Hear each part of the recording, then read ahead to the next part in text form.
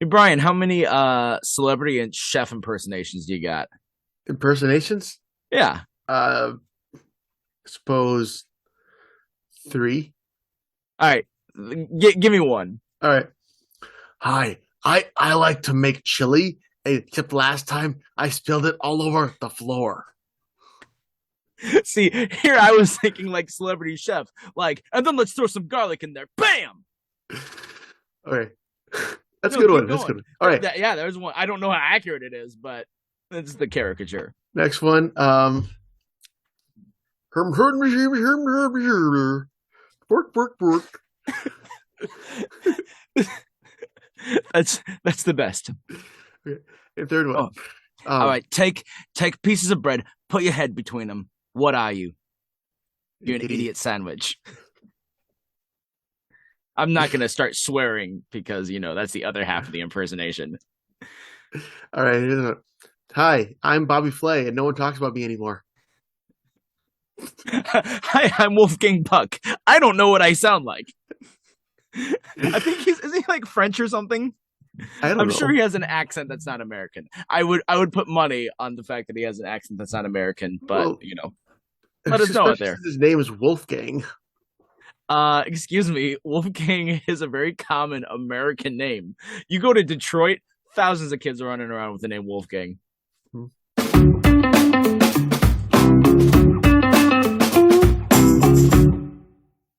Hey everyone, welcome back to TV Guys, the show that's two-part great hosts, one part butter, and three parts a lot of love. I'm Matt, I'm Brian. and I've got the one part butter. I just smeared it all over my screen. I don't know what I'm supposed to do from here on out, but that's where we're at. I just assume you always have butter on you at all times. I You just seem typically like do. that kind of guy. People are walking by like, "Hey kids, pull open the trench coat. There's like sticks of butter hanging out. I got it. I got it. They're softened for you." I took So, a weird turn. I so don't know where these scenarios I create in my mind usually end up creepy. I don't know what that says about me. I'm sure it's a great thing that it says about me, but I don't know for sure. wait, I like to just go with it just because I see you will self destruct yourself if I just keep going with it. Hey Matt, here's some rope. Go ahead and turn it into a noose. Yeah. See what happens. Oh, actually, okay. This is the worst segue because I was gonna bring up something that's really terrible that happened. Yes. So we lost the Green Ranger to suicide, unfortunately, It today. was So suicide. it was that's what TMZ is reporting, and usually, like as much of a bunk organization as TMZ is in the way that they treat and harass people, they are usually pretty accurate in their stories, especially when it has to do with death. So they are reporting that it was suicide by hanging, and Wow. so now this is. You guys are hearing this like a week and a half after that news broke, so there could be added details to that by this point. But it's just sad to see, Yeah. he when I was telling people, it was like it when you think of Power Rangers, usually this is one of the people that you think of. You probably think of Yeah. him and maybe like Piper Parabo, and like those are it. You Maybe mean Amy Jo Johnson? that's what I meant. I confuse those two all the time. I Yeah. swear. I mean, Jason David Frank is not my personal favorite Power Ranger. He's up there. But I think it's pretty well known. I think he's by far the most well known of all of them. Yeah. And he made the show. I mean, it Yep. was. I was shocked when I found this out, and I was hesitant to see that it was suicide because he was always such a big component of like believing in yourselves and trying and succeeding, and because I mean, granted, he wasn't hired for Power Rangers for his acting skills, Yeah. but he was hired for Power Rangers because like at a ridiculously young age, he was like a black belt and could do all the flips and kicks and everything. It just he seemed like he had all that energy, And he you has know. a really good charisma. You and I have seen him in person. Yeah, I don't think we were able to talk to him specifically, but we've seen no. him, and he just has that energy about him that it's like he can easily get people fired up, easily get people like on his side, and just Mhm. believe in themselves too. Like if he believes in you, you're gonna believe in yourself. He's one of those sorts of guys. Yeah, and I guess this goes to show with both him and Robin Williams, like you never really know some of the most happy people on on the outside maybe aren't so much on the inside. Yeah. 100%. So sorry about the segue. I didn't mean to have it transition like that. That's just where my mind was, because I didn't Yeah, want to talk about that before we got into it. The other thing I true. want to talk about it was a little bit more lighthearted. For those of you who are in the Rushford area, this weekend is Christmas Carol, and so that's I adapted that. I directed it. I'm gonna be in it. My kids are in it. A lot of great actors in the area. It's really great, guys. It's so fantastic. Like, oh, and this is a week and a half. Like I said, we're recording this a week and a half early, and so like it's good now. So I can't imagine how much we're gonna get in the next week and a half, and how closer we are going to having great performances. So make sure you're there. Go see it. It's December 2nd, 3rd, and 4th, 7 p.m. And on the 4th, there's an extra date at December on this at 2 p.m. There's an extra showtime. So And do who do what you play? Who do you play, Matt? I am Marley, also slash the narrator. Like I Okay. put Marley as the narrator of the story. So Oh, that's an interesting twist in it. yeah, I thought so.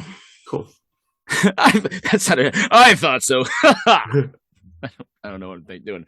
Also, no, never mind. We'll get to it. I was gonna. So my family and I, we just watched like the first 2 episodes of the Santa Clauses, and I was gonna start talking about it, but like, no, we'll talk about that when it comes out. So hey, that's on Disney Plus now too. Yeah, So plus, you can watch that. we're planning on doing an episode about that. We are doing an episode. That's true. So that's gonna be coming up pretty soon. So we can talk about it on that episode. We can. I love it.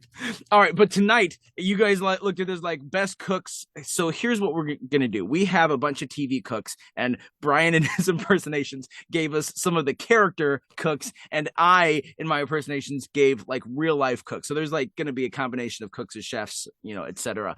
And so we thought, let's do, if they're gonna create a meal for us, what chef would we want giving us the appetizers? What chef would we want giving us the entrees? And what chef would we want giving us desserts?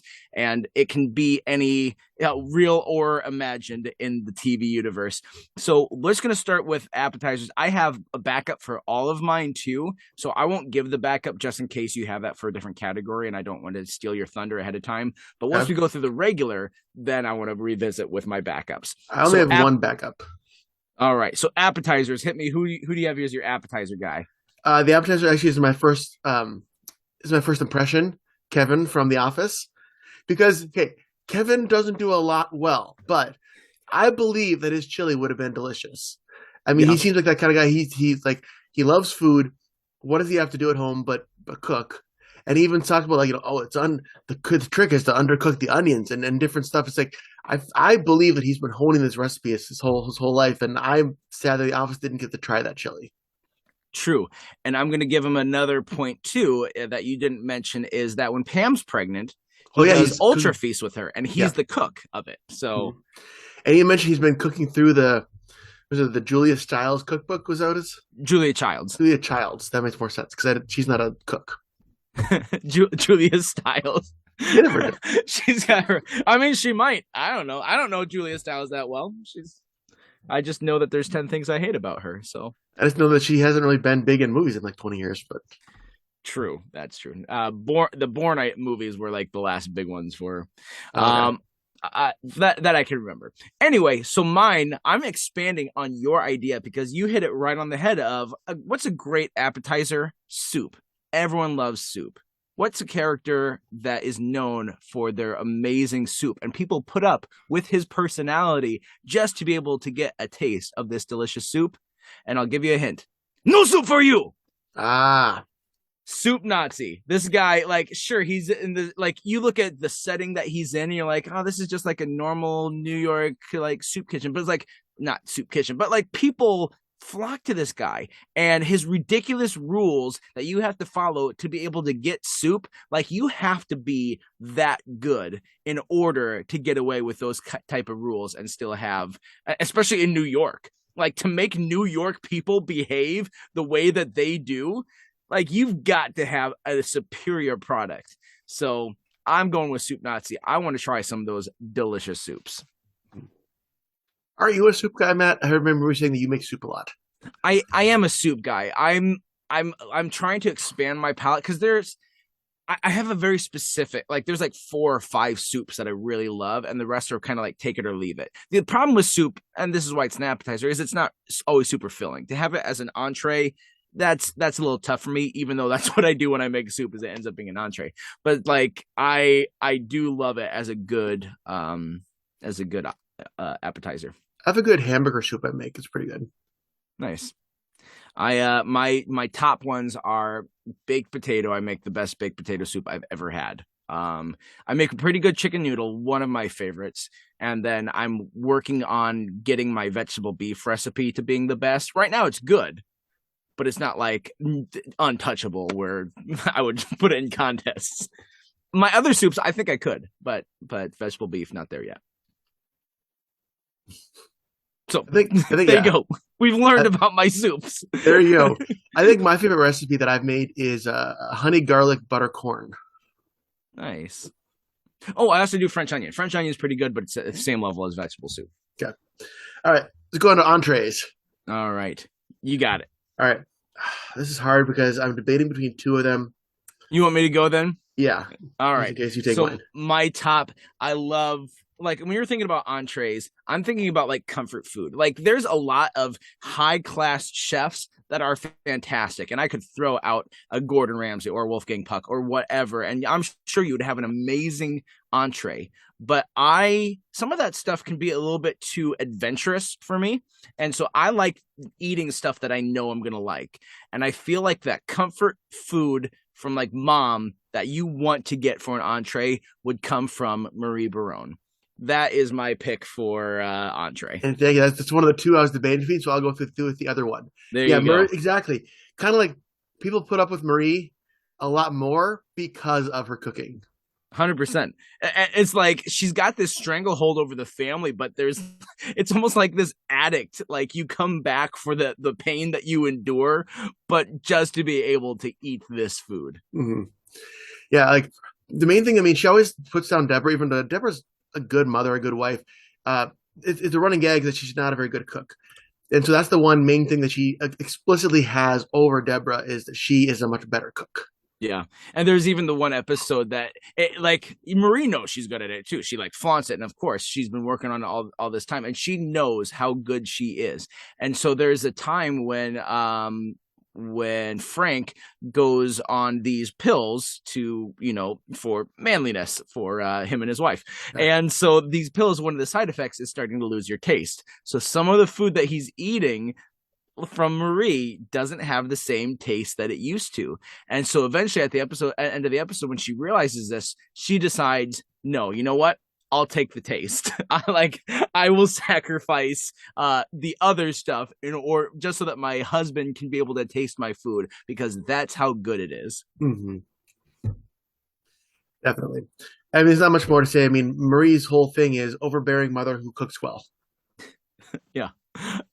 I mean, she's more than that, but yeah, no, that's you boil her down. That's her characteristics. Yeah. My for the entree comes from Gilmore Girls, and it's not Suki. I'm going for Luke. Ooh. Because Luke, okay, yeah, because yes, Suki is a great chef, but she's very much everything has to be exactly her way, and like she's obsessive about it. Like you couldn't tell Suki, oh yeah, can I have this meal you make, but with no nuts or with no this? She'd be like, what are you talking about? That's what makes the deal dish well because you have to have the nuts in there. I'm smart. I'm great chef. You have to do it my way. mm-hmm. Whereas Luke would be like, okay, cool. Yeah, and we've seen that Luke has actually Luke has pitched in for Suki a few times. He is a good chef. Like his diner food is good, but he's shown that he can do more than just diner food. He can make whatever you want, and he'll do it normally. And he might throw you some digs at like, oh, red meat will kill you, but like he'll be chill about it. But he'll serve it to you if you order it. Exactly. Unless you tick him off and he's having one of those days and he kicks you out for no reason. Oh yeah, as long as he didn't just break up with Lorelai and he kicks everyone out. Yeah, absolutely. Yeah, Suki is the type that, hearing some of the stuff that she's added, some of the choices that she makes for making food, or the menu, I'm like, yeah, this is part of that exotic stuff. Like, maybe it's not super exotic, but it's more outside of my comfort for a palate, where it's like there is a lot of the down home style of cooking that Luke does, and to even like take these complicated meals as like, well, I'm not going to do it this way, I'm going to do it my way, and it still is good even if it isn't Suki's like it has to be with this ingredient. Well, there's a one time episode where they're catering for a little kids party, and Suki made like some, goat cheese, whatever. And Lorelai's like, "Kids aren't going to eat this. Where's the kids' food?" And she's like, Yep. "This is the kids' food," you know. Absolutely. Yeah. Yeah. So that would be me. I eat like a child. I'm a little bit. I eat like a slightly older child. You've eaten a slightly older child. Who do I need to call about this? I don't know. That's a weird joke. Why do I make these jokes? What is I don't do no, I do make these jokes outside of the Matt, game. you have 3, right? I've got 4. Oh, count again. Oh my gosh. You, you took the joke I went over the line with. You're like, let's make it personal. Let's Yes. apply it to you directly. We got cannibalism jokes, y'all. That's what you come to this podcast for, these hard-hitting cannibalism jokes. All right. Well, Mrs. Lovett is my pick for. No, I'm just kidding.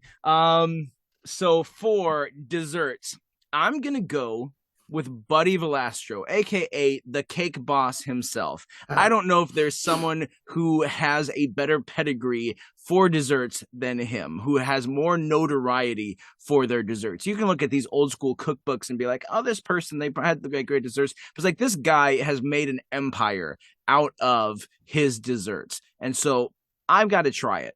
I would go with Buddy Velastro for my dessert. All right. And for those who don't know too, like one of the big things that Cake Boss, like there's a lot of it that it's like how he runs the store, but then for like cakes, he makes these outlandish cakes. I've seen him make like a person, like for a retirement party, someone sitting at a desk, like an actual cake human sitting at a cake desk that looks completely ornate. And like we've got these shows now, is like, is it cake? So we know what people can do with cake, but the size that this guy can do, and he did it first.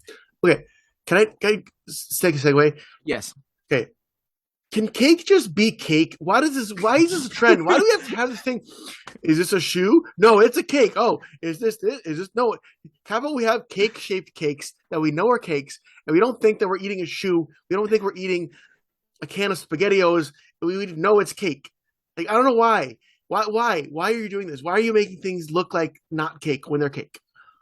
I've seen like one of these like Facebook or Twitter posts where it's like the year is 2037. We don't know anymore what's cake and what's not. I turn to cry to my wife about my indecision and come to find she's actually cake. It's like eventually cake is going to take over the whole world. There's this identity crisis. Yeah, I was gonna make the joke even darker. I said, yeah, well, I took the knife and I went to cut into your kid. Turns out it was actually a decoy. It was a cake shaped like one of Matt's kids. Can we stop talking about my children being killed and or eaten? Okay, thanks. They weren't though, because it was actually a cake. I don't feel comfortable with this podcast anymore. We just lost every subscriber that we have. It's okay. They're like, I was on the fence about this show, and I don't think I can listen to any more of this and still go to heaven when I die. But I mean, the cake boss, he is good, but just can cake just be cake? Do you want to get cupcakes?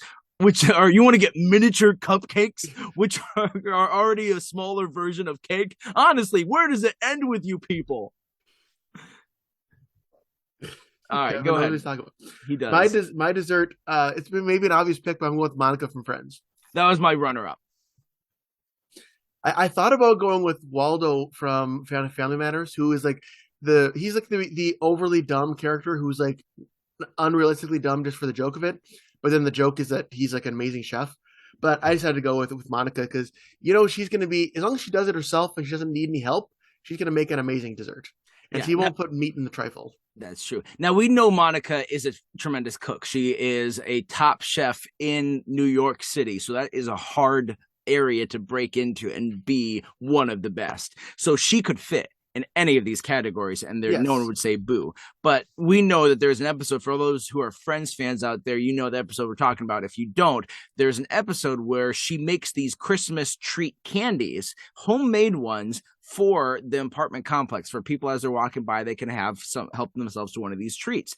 And they're so intensely popular that it creates like this riot in the building. And she feels like she has to keep making these for this adoring public, and like that she can't like let them go unsatiated. And so she as is working her fingers to the bone, and for a group of people to have a reaction like that, you want to know, well, just how freaking good is this candy then? So I'm with you on that one. Yeah, and I wouldn't put her in entrees because she seems to be a very high end chef, which means you're going to get, as Phoebe put it, overpriced portions of tiny food.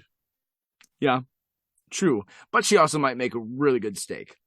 Yes, but I want more than a bite.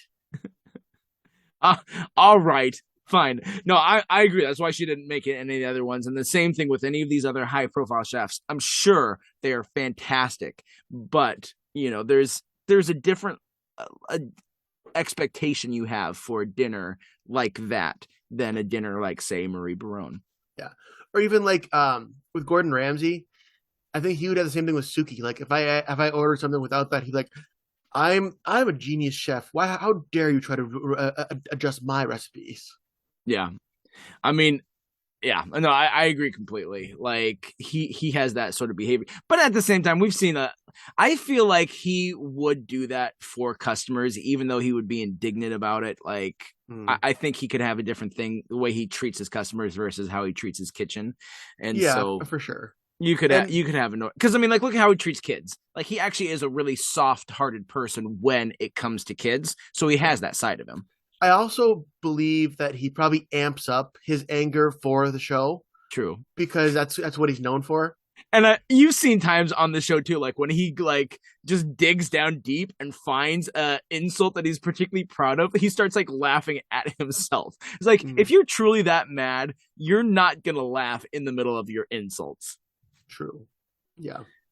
So we're on to you, Gordon Ramsay. We know, we get it. We're gonna stop watching your 9 shows on Fox. All right. So some of my runner-ups I had here. I do have a couple of real people that I had for runner-ups. So let's go back to entrees and talked about like high-class people. I would be interested because I think she also has this sort of home style type of menu option, but she has a lot of renown and people have been using her cookbook for 50 some years, and that's Julia Childs. You mentioned her earlier. Oh, yeah. So I would be interested to see, because she's kind of got that Paula Deen life, where it's like, let's use a lot of butter. Like, I don't care that it's not good for you, and I don't care that it might be a sloppy way of doing a dish, but we're gonna throw extra butter in here because everyone knows more butter makes the food much better. And then, so for my other runner-up, I actually went a different way because I had for appetizers. Again, I wanted something unique that I think that this guy does good appetizers. That's Guy Fieri. Oh yeah. I feel like he's like the type that you go into his restaurant, you can spend $12 on a plate of nachos, but you're gonna get a lot of good nachos. You're gonna get like some of the best nachos you've ever had. I'm sure that that's his type of restaurant. I feel like his food is the kind of food that would be really good, but also the kind of food that I've been trying to avoid eating the past year. And maybe the type of food that would keep you on the toilet for a little longer than you want to be. Yeah.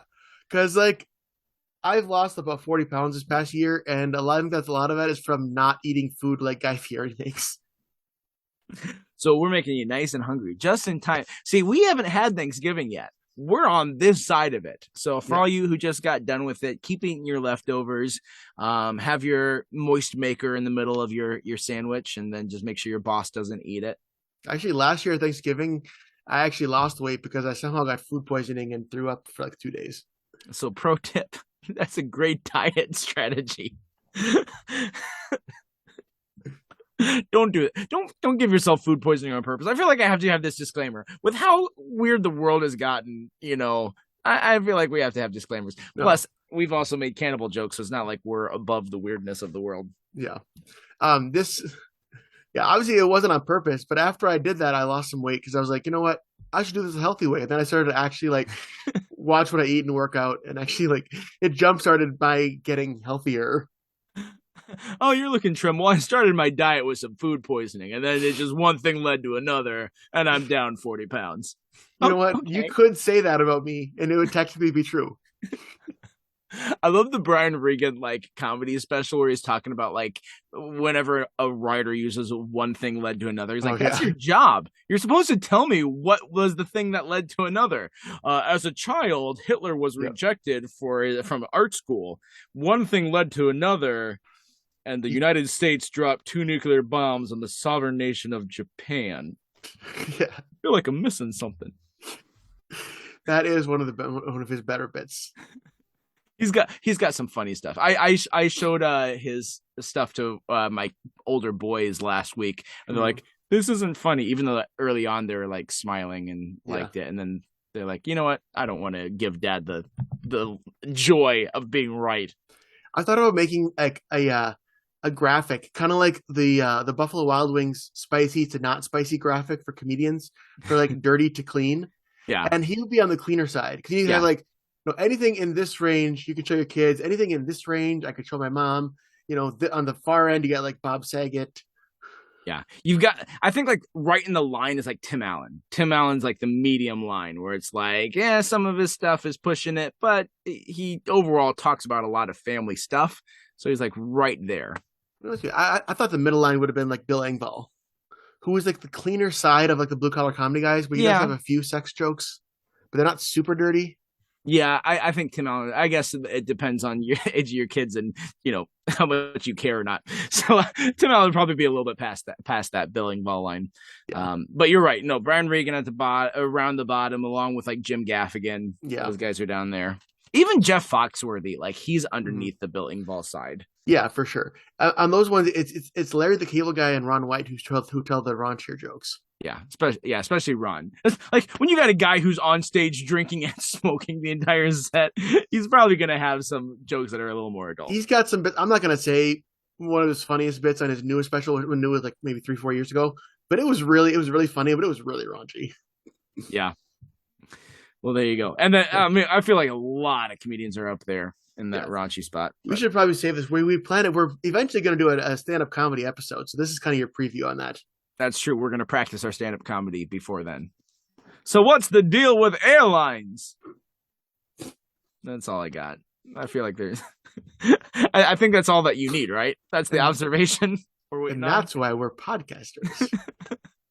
Let me point to a thing. Well, I was trying to think of who is it that like did like a stand-up comedy. I feel like it was Nick from New Girl. Like he did like some sort of like observational humor type thing and just sucked at it. There's a specific person I'm thinking of. It could be. Well, there was an episode of Community where Abed did one where all specific jokes about his apartment that only Troy gets. Yeah. You ever notice people on the right side of the apartment brush like this? And people on the left side of the apartment brush like this? And Troy's like, yeah, it's true. I brush my teeth just like that. Who is it that was watching it with him? Was it Pierce or was it?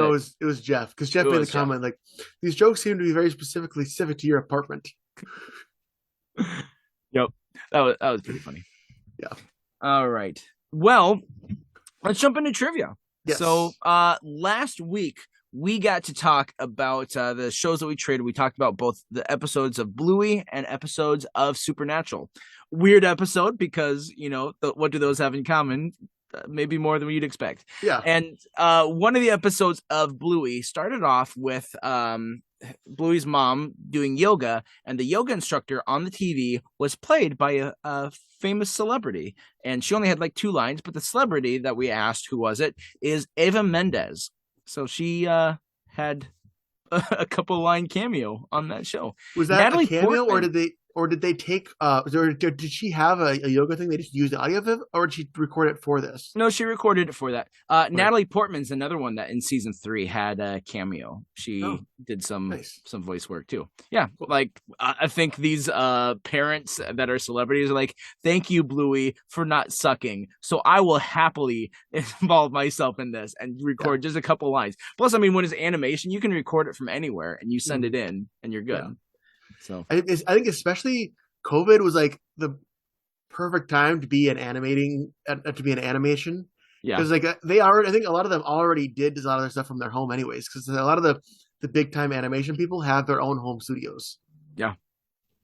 Speaking of home studios for animation, like this goes back around 20 years. But I love the story about how Toy Story 2 was Oh yeah, like nearing completion, and somehow the entire movie got deleted from Pixar's servers, and the only reason that it was saved was because there was a animator on maternity leave working from home, and she had a backup at her home, and she was able to get that backup back to Pixar and save the day. Like, that is a killer story. I love that. I would be bragging about that the rest of my life. Like, Toy Story 2 was saved thanks to me. You're welcome. yeah. You might have. I mean, they might have not even had Toy Story 2 at all Yeah. because of that, which means we wouldn't have had Toy Story 3 or 4. Which Yep. I mean, 4 is take it or leave it for me, but 3 was tremendous. 4 was really good. It was just 3 wrapped up the story so well that 4 felt superfluous. Yes. But it was a fine closing for like Woody too, and Woody and Bo Peep. Good way to bring it back. They still were on top of their game, but Yeah. 3 just was so well ended. So, all right. Well, that's it. Oh wait, what's our trivia for this week? We're in the middle of trivia. We forgot. That's the trivia question. What is our trivia question for this week? Ask about it and see if you know the answer. We talked about Julia Childs. So we talked about Julia Childs, and there was a movie that came out where Meryl Streep played Julia Childs, and there was another actress who was working through the Julia Childs cookbook. Who played the other character that was working through Julia Childs' cookbook in the movie Julie and Julia? So there you go. All right. All right. Well, make sure to check out Christmas Carol. Make sure to leave us your feedback. Who's your favorite TV chef? But until next time, I'm Matt. I'm Brian. And we're reminding you to stay tuned and keep watching.